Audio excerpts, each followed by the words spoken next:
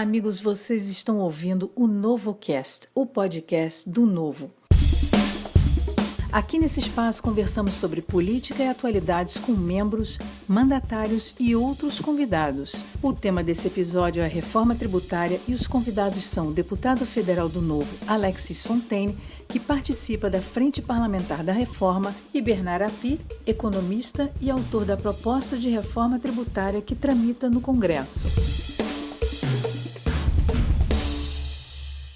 Olá, Bernard, seja muito bem-vindo ao NovoCast. Obrigado pelo convite. Eu é que agradeço a oportunidade de falar no NovoCast. Bernard, qual o seu diagnóstico do sistema tributário brasileiro e quais problemas ele causa para a economia? O sistema tributário brasileiro tem vários problemas. Na área da tributação de bens e serviços, que é o objeto da PEC 45 da Câmara dos Deputados e da PEC 110 do Senado Federal, esses problemas são de várias ordens. Por um lado, temos provavelmente o sistema mais complexo do mundo, o que acaba levando a um custo burocrático de pagar imposto extremamente elevado, o mais alto do mundo, segundo o Banco Mundial, a um grau de contencioso e de litígio entre o fisco e os contribuintes, que também provavelmente é o mais alto do mundo, mas principalmente temos problemas que acabam fazendo com que a economia brasileira se organize de forma extremamente ineficiente por conta do sistema tributário. O resultado é uma redução enorme do potencial de crescimento do Brasil. Tem um estudo que foi recentemente divulgado, um estudo do economista Braulio Borges, que mostra que a aprovação da PEC 45 poderia, considerando só os efeitos diretos, aumentar o PIB potencial do Brasil em 20% em 15 anos. Ou seja, com a aprovação da reforma tributária, a renda de cada um dos brasileiros poderia ser 20% maior do que sem a aprovação da reforma tributária em 15 anos. O efeito é muito grande. Alexis, seja bem-vindo ao NovoCast, o podcast do Novo. Parabéns pela atuação na Câmara. Aqui nesse espaço, os filiados e ouvintes vão poder conhecer um pouco mais sobre o trabalho de vocês. Marie, obrigado pelo convite. É uma honra estar participando desse podcast, dessa iniciativa do Partido Novo, e é uma grande satisfação estar aqui para poder responder as perguntas sobre o sistema tributário. Alexis, além de deputado federal, você também é um empreendedor e sente na pele não só o peso da carga tributária, como também as dificuldades. O objetivo da reforma tributária não é exatamente reduzir a carga, mas reduzir a complexidade e as distorções que existem no sistema atual. Conta pra gente como isso vai facilitar a vida do setor privado e a geração de emprego. Marie, de fato, a reforma tributária ela não tem a pretensão de diminuir a carga tributária, porque isso depende de uma reforma administrativa, né? Hoje a carga tributária é do tamanho do Estado.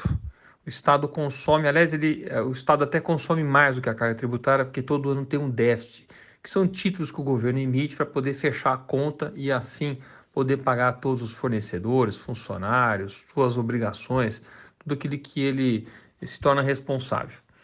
Agora, a grande vantagem, o grande objetivo dessa reforma tributária são 4 pilares. O primeiro chama-se simplificação, ou seja, sistema tributário acessível a todo brasileiro e não apenas aquele grupo de pessoas que entendem o sistema tributário à base de custos altos, que são advogados, são contadores caros.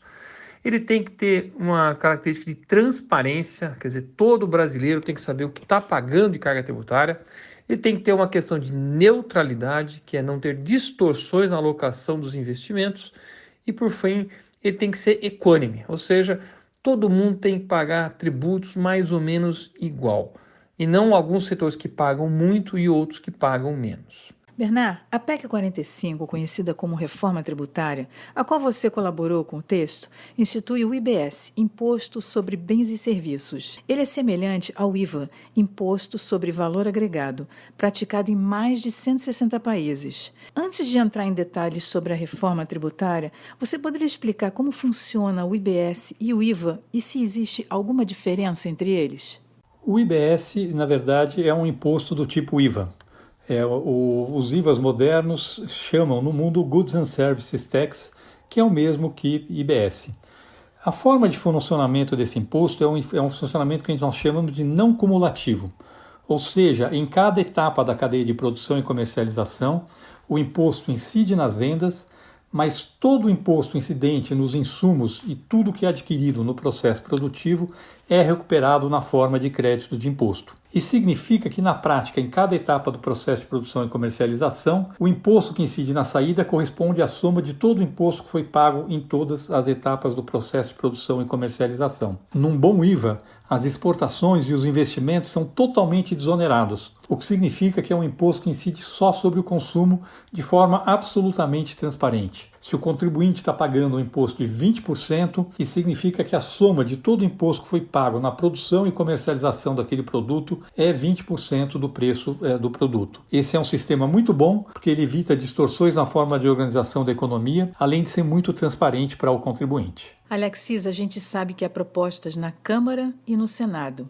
A ideia é produzir um texto único que consolida as duas propostas de reforma que tramitam nas duas casas. Quais são as diferenças mais importantes e como elas podem ser unificadas?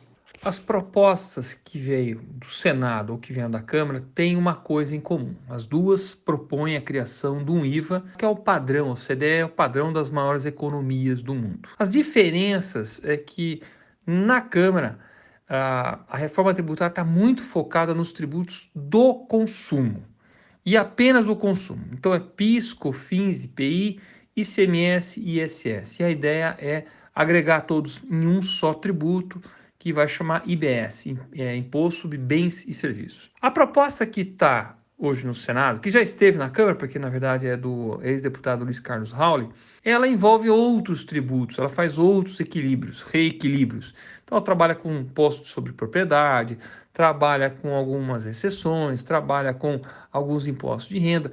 E isso a gente entende que não é tão interessante nesse momento, porque o grande problema, o grande contencioso hoje está em PIS e COFINS e ICMS. Bernard, a reforma propõe a concentração e a substituição de 5 impostos, o ICMS, ISS, PIS, PASEP, COFINS e o IPI, pelo IBS. Além da simplicidade desse novo sistema, quais são as outras vantagens? Além da simplificação, a consequência da aprovação do IBS é, de um lado, a desoneração completa das exportações e dos investimentos, fazendo que o Brasil fique mais competitivo no comércio internacional e que o potencial de crescimento do país aumente via um maior volume de investimentos. E, por outro lado, resolver uma série de distorções alocativas, que é a consequência dos tributos atuais sobre a forma de organização da economia. Então, só para dar um exemplo, no Brasil hoje é muito mais barato do ponto de vista tributário fazer um prédio de concreto armado do que fazer um prédio com estruturas pré-fabricadas. Na hora que você cria o IBS, você elimina esse tipo de distorção e significa que com a mesma quantidade de capital e trabalhadores você vai conseguir fazer mais prédios do que você consegue fazer hoje.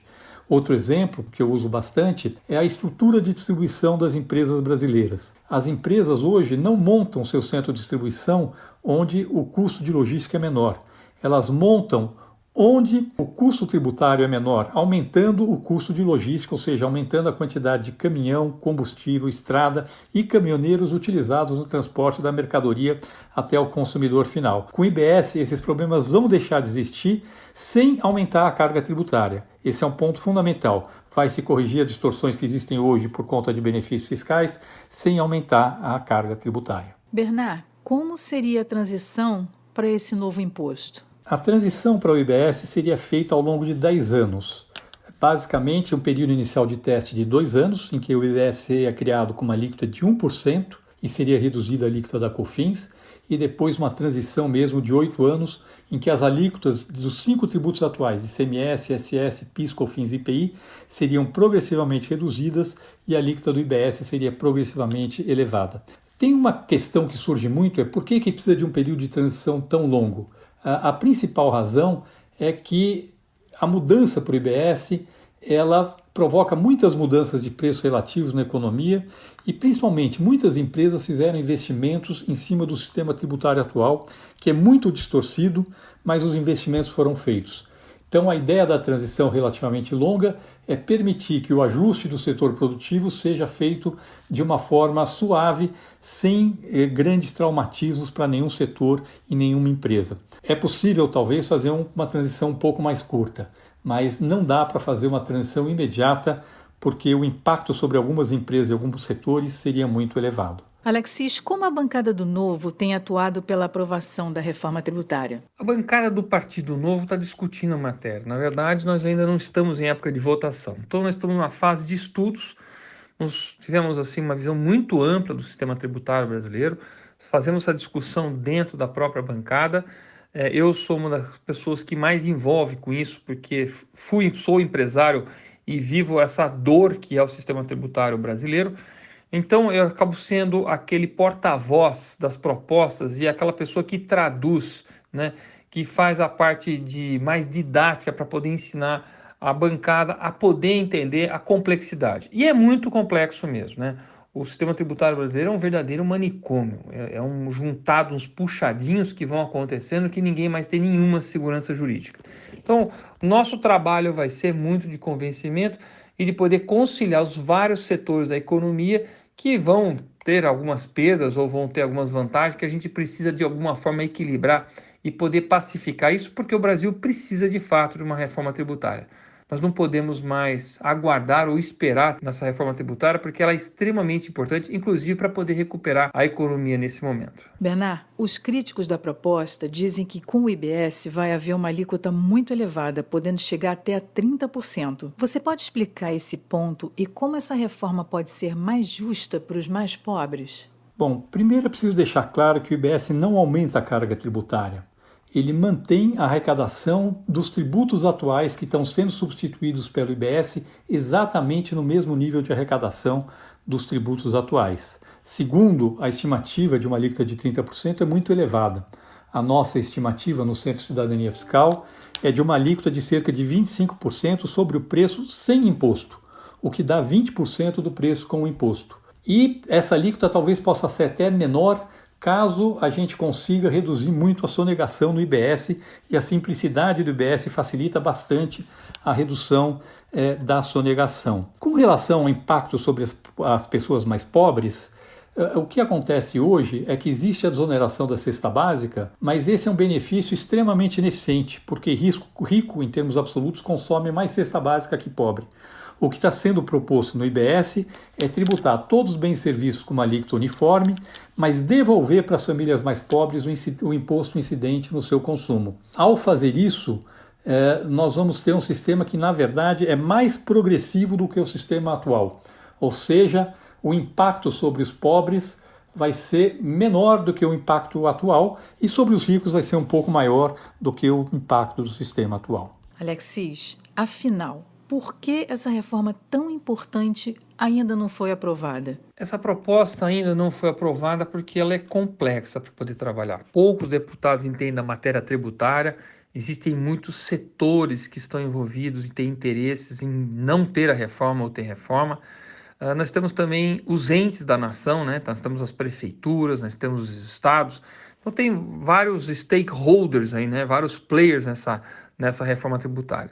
Mas nós fomos ficando para trás cada vez mais e mais. Hoje o Brasil, sendo a 8ª economia do mundo, tem dentro do ranking do Doing Business a posição de 184 em 190 países, ou seja, nós estamos na pior das piores posições do ranking na questão tributária. Então isso já por si só mostra o quanto está errado o nosso sistema tributário. Também o número de horas calculado pelo Banco Mundial para poder cumprir as obrigações está na faixa de 1.500 horas. Né? O segundo país mais próximo da gente está por volta de 600 horas, mostrando de novo como nós estamos distorcidos. E por último, quantidade de contenciosos tributários, né? Disputas nos tribunais, nós temos meio PIB.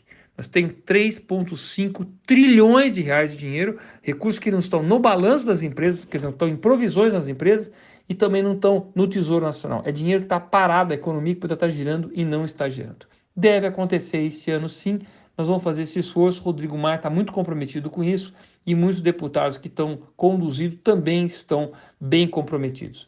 A reforma é urgente, nós não podemos mais esperar. Bernard, eu queria saber, para você, quais os sistemas tributários de outros países devem ser referência para o Brasil? A proposta para o IBS é adotar como referência para o Brasil aquilo que nós chamamos de um IVA moderno. Esse modelo do IVA não é o que nós temos na Europa, onde tem muitas distorções, muitas exceções. É um modelo adotado por alguns países como Nova Zelândia, Austrália, Canadá e, na verdade, até mesmo países em desenvolvimento que criaram seus IVAs no período recente, como é o caso, por exemplo, de Angola e alguns países do leste europeu. Então, a ideia é que o IBS tenha como referência os IVAs mais modernos do mundo, que são aqueles que provocam menos distorções no funcionamento da economia e que mais estimulam a liberdade e a atuação eficiente dos empresários e dos agentes da economia. Bernard, muito obrigada pela sua participação. O Bernard Api é idealizador da PEC 45, conhecida como Reforma Tributária. Obrigado pelo convite. Eu é que agradeço a oportunidade de falar no Novocast. Alexis, já que essa reforma não diminui a carga tributária, como vai ser possível reduzi-la? Marie, tem duas coisas importantes aí, né? Não, o fato de ela não reduzir a carga tributária não tira o mérito dela. Porque hoje o que nós temos é um sistema tributário que custa muito para apurar, ele agrega custo em toda a cadeia, ele tira a competitividade das empresas, demanda uma quantidade de horas absurda para poder fazer a apuração, demanda também muitos custos para poder contratar advogados e contadores para poder simplesmente apurar o tributo e depois pagar o tributo. Quer dizer, pagar muito tributo é uma coisa, mas gastar muito dinheiro para poder apurar os tributos é muito pior. Quer dizer, na verdade, nós estamos aí falando de pura agregação de custo, perdendo competitividade. Mas como eu havia falado inicialmente, a reforma do sistema administrativo, quer dizer, o tamanho do Estado, o peso do Estado é que vai fazer com que a carga tributária diminua.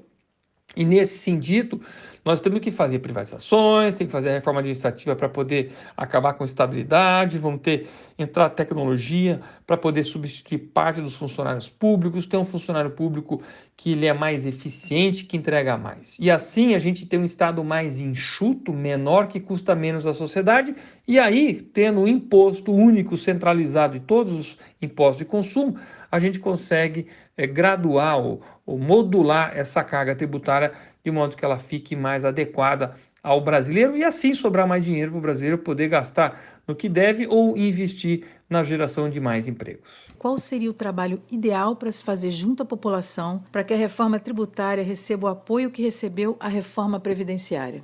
Marie, excelente pergunta, muito importante motivar a população, conscientizar ela, envolver ela e ela ser a população que vai carregar a bandeira da reforma tributária. Porque a população muitas vezes não consegue enxergar o que está por trás daquele preço alto da bicicleta, do automóvel, do sapato, da roupa, aquele custo Brasil pendurado, aquele custo da insegurança jurídica, dos contenciosos, tudo que vai carregando no preço dos produtos ou serviços.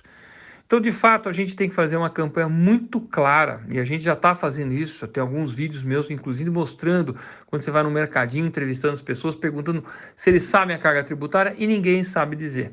Mas tem uma diferença entre quem tem que apurar e recolher, que são os empresários, esses sentem muito a dor, e aquele que simplesmente é consumidor, que não sente a dor, mas sente o peso, porque ele paga muito caro todas as coisas.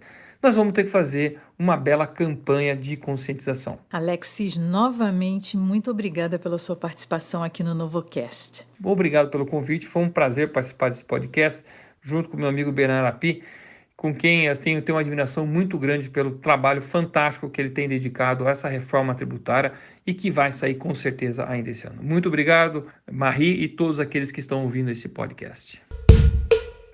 E terminamos mais um episódio do Novocast. Muito obrigada pela participação de todos vocês. Compartilhem e divulguem esse conteúdo para que as ideias do Novo se espalhem. Lembramos sempre que o Novo é um partido político que não usa recursos públicos e que conta somente com as contribuições voluntárias. Doe ou filie-se em novo.org.br. Você também pode colaborar adquirindo produtos da Loja do Novo em loja.novo.org.br. Até o próximo Novocast.